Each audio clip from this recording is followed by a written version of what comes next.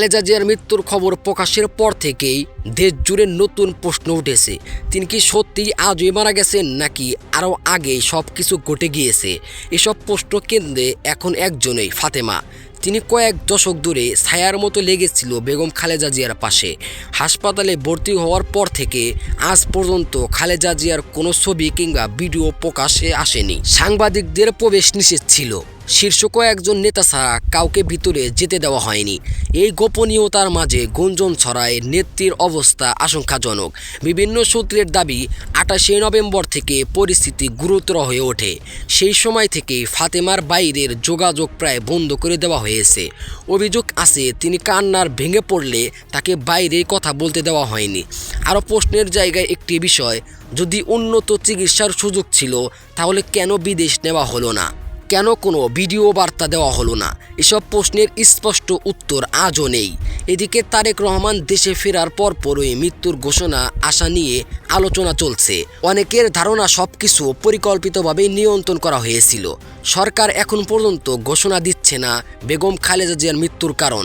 সরকার চাইছে এটা বলতে যে তারেক রহমানের জন্য 4-5 দিন অপেক্ষা করার পরও যখন তারেক রহমান এলেন না, তখন ঘোষণা দেওয়া হলো যে যাতে সব দোষ যেন তারেক রহমানের উপর চাপানো যায়। খালেদা জিয়া যে এখন ডক্টর মোহাম্মদ ইউনূস এবং তার সরকারের জন্য ভয়ঙ্কর এক রাজনৈতিক বোমা হয়ে দাঁড়িয়েছেন তাতে কোনো সন্দেহ নেই।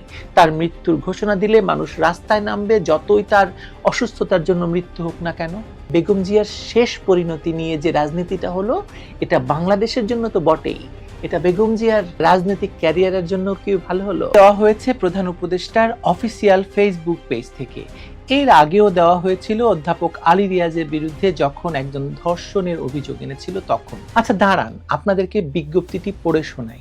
বিজ্ঞপ্তি: বিশেষ নিরাপত্তা বাহিনী SSF এর নিরাপত্তা প্রোটোকল অনুযায়ী আগামী 4 ডিসেম্বর 2025 তারিখ 12 ঘটিকা থেকে 16 ঘটিকার মধ্যে, মানে 12টা থেকে 4টার মধ্যে এভার কেয়ার হাসপাতালের নিকটস্থ দুটি উন্মুক্ত মাঠে বাংলাদেশ সেনাবাহিনী ও বিমান বাহিনীর হেলিকপ্টার পরীক্ষামূলকভাবে অবতরণ ও উড্ডয়ন পরিচালনা করবে।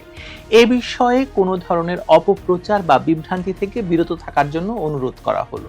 আচ্ছা বলুন তো, ইউনূস সরকার দেশের মানুষকে কি বোকা মনে করে? হঠাৎ ঢাকার প্রধান আবাসিক এলাকার মধ্যে প্রতিষ্ঠিত একটি হাসপাতালের পাশে দুটি উন্মুক্ত মাঠে বাংলাদেশ সেনাবাহিনী ও বিমান বাহিনীর হেলিকপ্টার পরীক্ষামূলকভাবে অবতরণ এবং উড্ডয়ন করবে একটি বিশেষ সময়ে, আর কেউ তা নিয়ে কোনো ধরনের কথা বলতে পারবে না? মানুষের মুখটা বন্ধ রাখাটা কি এতই সোজা? এই এভার কেয়ার হাসপাতালে চিকিৎসাধীন রয়েছেন বিএনপি নেত্রী বেগম খালেদা জিয়া।